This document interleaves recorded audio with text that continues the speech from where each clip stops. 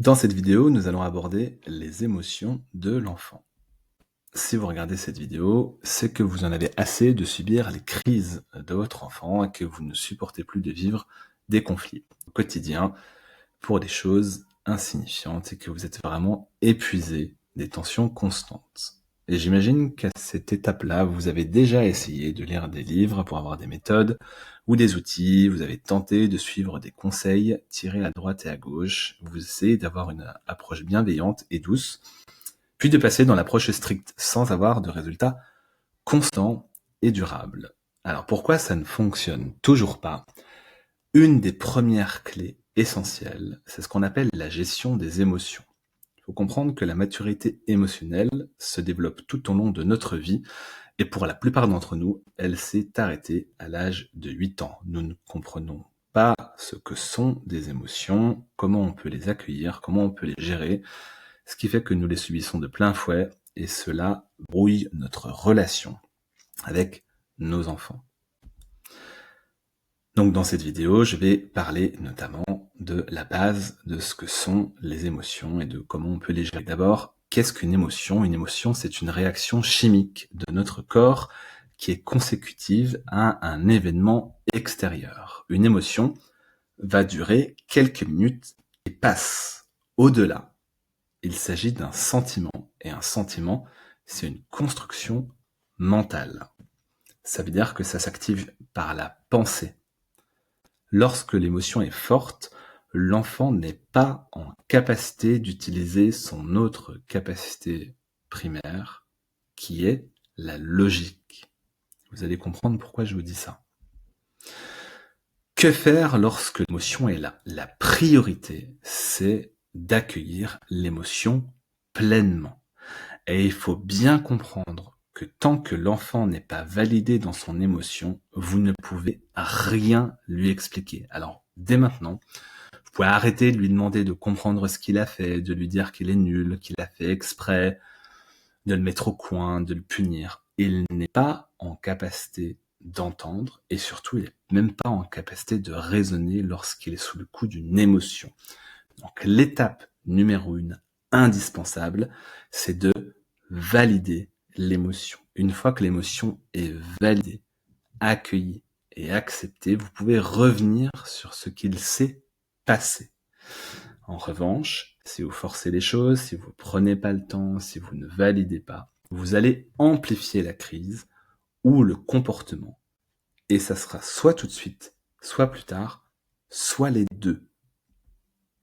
Exemple, votre enfant veut colorier sans dépasser. Il s'applique du mieux qu'il peut, mais pas de bol, il dépasse quand même. Cela va le mettre dans un état de frustration. Un autre exemple très fréquent, le matin, avant d'aller à l'école, il préfère jouer, tourner autour de la table, rester en pyjama, enfin concrètement, il va tout faire, sauf ce que vous lui demandez, à savoir coopérer, se mettre en route et comprendre que dans quelques minutes, il va devoir aller à l'école. Alors que vous, de votre côté, l'heure tourne, vous n'avez plus le temps, vous savez que vous avez un créneau pour les déposer à l'école, et après votre journée s'enchaîne, vous devez aller au travail ou faire d'autres choses, et donc vous allez répéter 1 fois, 2 fois, 3 fois, 4 fois, 5 fois, 10 fois, et à un moment donné, en fait, vous craquez, et vous le forcez. Résultat, il est en colère, vous aussi, tout devient compliqué, et c'est un jeu où tout le monde perd.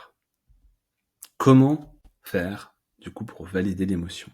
Il y a une seule chose qui est essentielle. C'est lui dire, en faisant quoi? Un lien entre l'action et l'émotion. Plus concrètement, entre le déclencheur, donc ce qu'il s'est passé, et l'émotion que ça a généré.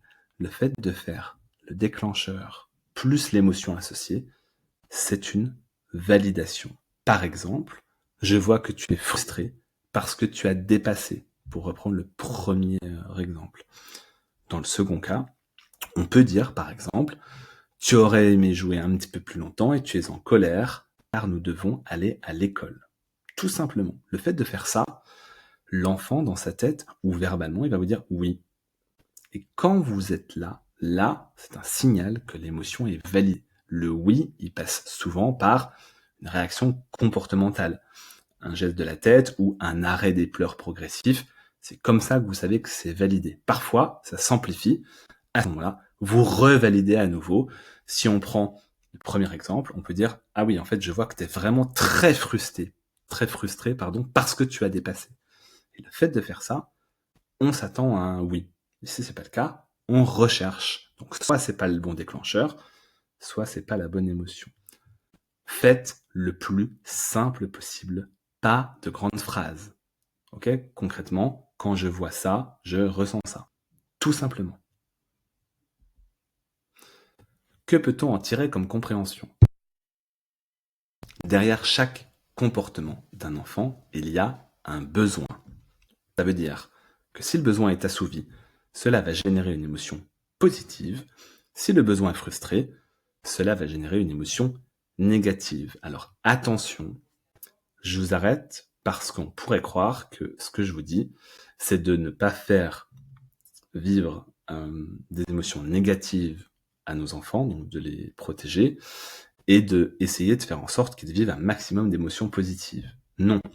Les émotions, ce sont des indicateurs de ce qui se passe à l'intérieur du corps et ça indique notamment comment l'enfant a perçu l'expérience. Et les émotions, c'est ni bien ni mal. Qu'est-ce qui se passe si vous ne validez pas correctement l'émotion ? C'est une bombe à retardement. Et une bombe, elle finit toujours par exploser. La difficulté, c'est que si vous forcez ou si vous niez l'émotion, vous pouvez avoir parfois l'impression de gagner, car l'enfant, il va finir par se calmer avec le temps ou parce qu'il a peur de son parent.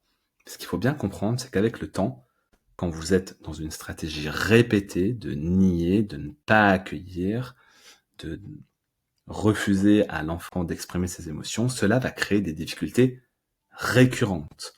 Ne pas vouloir s'habiller seul, refuser de se brosser les dents, éviter l'école, faire des crises pour tout et n'importe quoi, vouloir tout contrôler, avoir peur de tout, éviter de jouer avec les autres, ne plus avoir confiance en soi. Bref, la liste est très très longue et pour les adultes, souvent, cela va changer, cela va muter en symptômes, voire en douleur.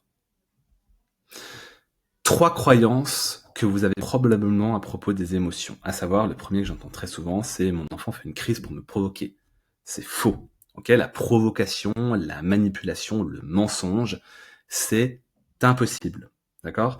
Parce que un enfant qui a moins de 7 ans ne peut pas le faire parce que la zone de son cerveau qui le permet n'existe tout simplement pas. Donc ce n'est pas possible. Il ne sait juste pas comment le dire autrement. Ok ? Rappelez-vous, derrière chaque comportement, il y a une émotion et un besoin. La deuxième croyance que j'entends très souvent, et celle-là, c'est, je pense, une des plus destructrices, c'est je dois cacher mes émotions à mon enfant. Ça, arrêtez tout de suite, parce que vraiment, les enfants, ils comprennent très bien lorsque leurs parents vivent quelque chose qui les contrarie.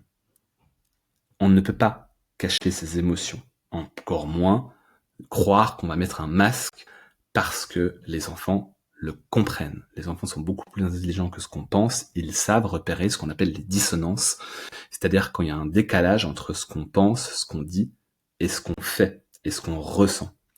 Et ça, c'est le facteur numéro 1 qui génère des crises. L'idée, c'est plutôt d'apprendre à les exprimer sainement. Cela aidera votre enfant à comprendre ce que vous vivez intérieurement et de faire une relation avec ce qu'il perçoit déjà de vous extérieurement.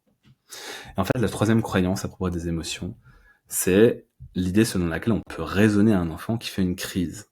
Ok, c'est faux. En fait, c'est tout bonnement impossible parce que l'enfant, quand il vit une émotion forte, son cerveau, il va disjoncter.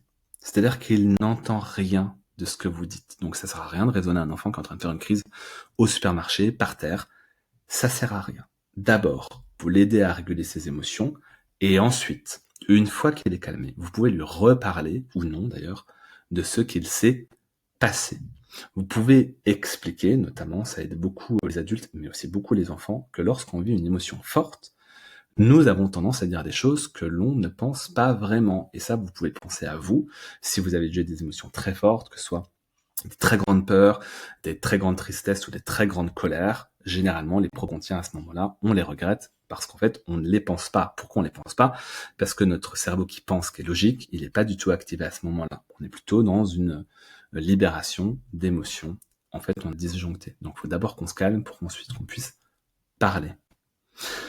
3 clés maintenant pour sortir du cercle parental infernal, donc ce cercle dans lequel vous allez mettre en place des choses, vous pensez que ça marche, et après, paf, ça marche plus.